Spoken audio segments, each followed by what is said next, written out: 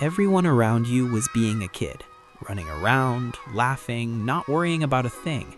But you were scanning the room, watching, calculating, not because you wanted to, because someone had to. Maybe you were making dinner while your friends were making plans. Maybe you were reading your parents' mood before you could read a chapter book. If that sounds like your childhood, you're not broken. You're not too serious. You're not no fun. You just never got to be a kid. And there's actually a name for what happened to you. Psychologists call it pseudomaturity. And a study of over 17,000 people explains exactly why it changed everything about the way you love, work, and rest as an adult. To understand why you became this way, we need to go back to where it started. So let's start with what actually happened to you. In 1973, psychologists Bozormeny Nagy and Spark gave it a name: parentification.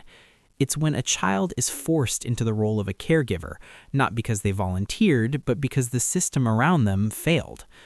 And here's the thing. Looking mature is not the same as being mature. Researcher Michael Newcomb called this pseudomaturity, the outer shell of an adult while the inner child never gets to finish growing. You learned to manage a household, but no one taught you to manage your own emotions.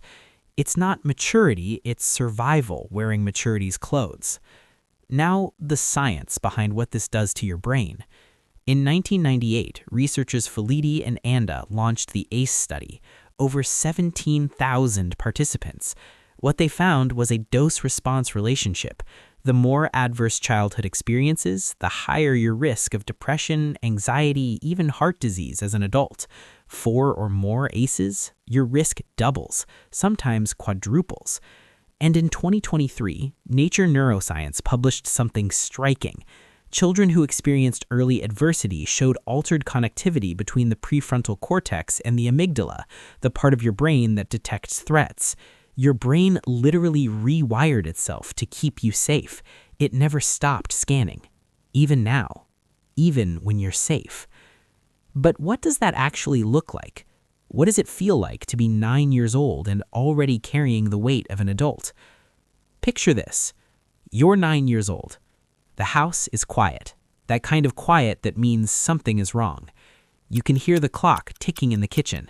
Your little brother is hungry, and you already know no one else is coming. So you climb onto the counter. You open the fridge, you find whatever's left, and you make something. You don't cry, you don't ask for help, you just handle it. Because you already learned if you don't do it, no one will.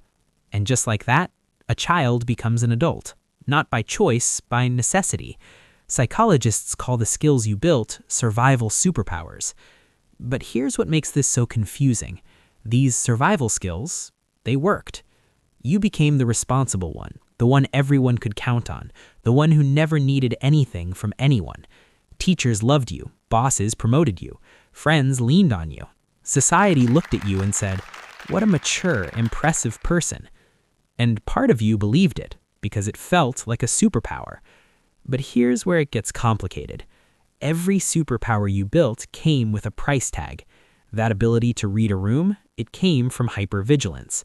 That independence everyone admires, psychologists call it hyperindependence, and it's not strength, it's a trauma response.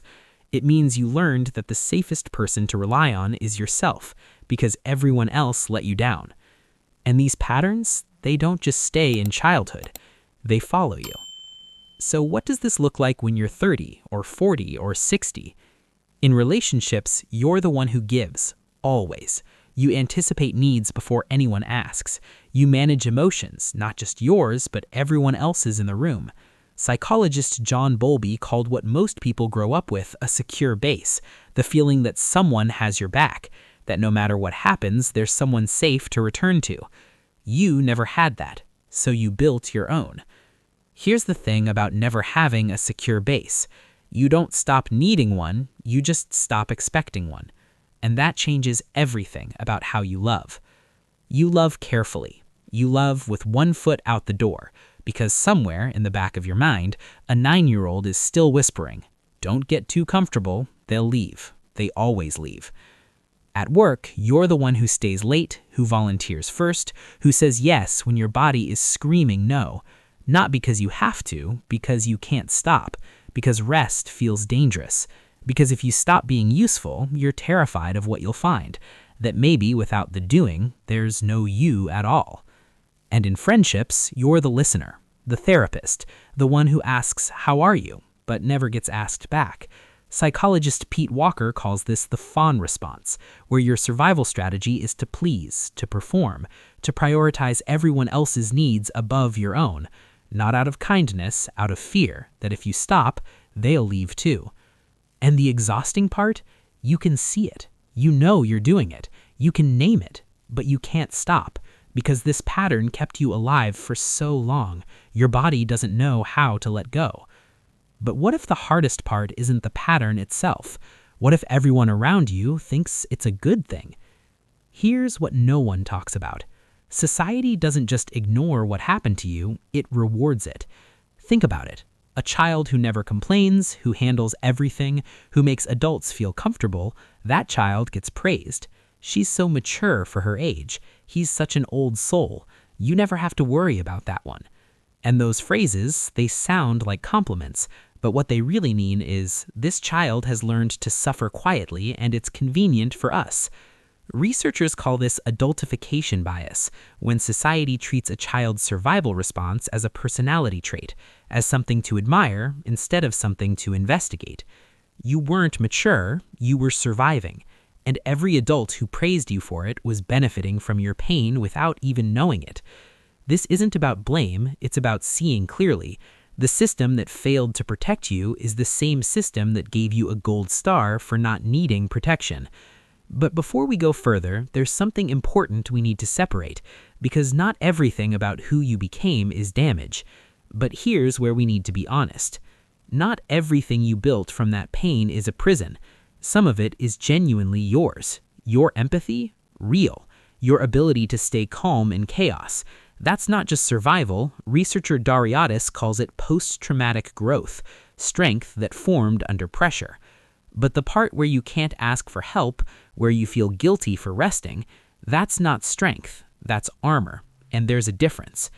This isn't about unlearning everything you are, it's about choosing what to keep and what to finally put down. So what do you do when you finally see the difference between your strength and your armor? The first step isn't fixing anything, it's grieving. Grieving the childhood you deserved but didn't get. The version of you who should have been playing, not planning, who should have been protected, not the protector. That grief isn't weakness. It's proof that somewhere inside you, the child who never got to be a child is still there, still waiting. And here's the part that might be the hardest to hear. Your worth was never about what you could do for others. It was never about being the strong one, the reliable one, the one who holds it all together. You are not less valuable when you rest. You are not less lovable when you need something. Remember that secure base we talked about? That safe place you never had. Here's what no one told you. You can learn to build one. Not by doing more, not by being more useful, but by finally, slowly, gently, letting yourself be enough. Just as you are, without the armor. And if you're watching this and thinking, this is me, I need you to know something. You're not broken. You were never broken.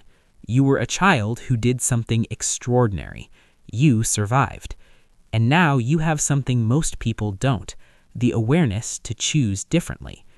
If this described your childhood, leave a comment, even just one word, because the person scrolling past your comment needed to read it just as much as you needed to write it. And if you want to understand more about why you are the way you are, subscribe, because this isn't the last conversation we need to have. You spent your whole life scanning the room for everyone else. Maybe it's time to finally look after yourself.